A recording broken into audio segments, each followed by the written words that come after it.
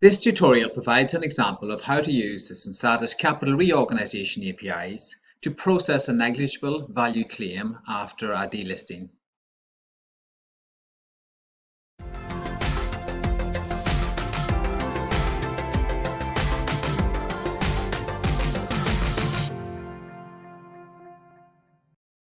This reorganisation type should only be used to process a negligible value claim after a delisting, i.e. for securities that no longer have any value.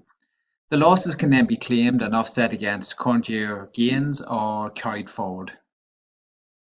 Use the Reorganisation Add API to set the Reorganisation Types ID to 35 for delisting. Set the record date and the X date to the delisting date. Add a description and leave the remaining fields set to their default null value.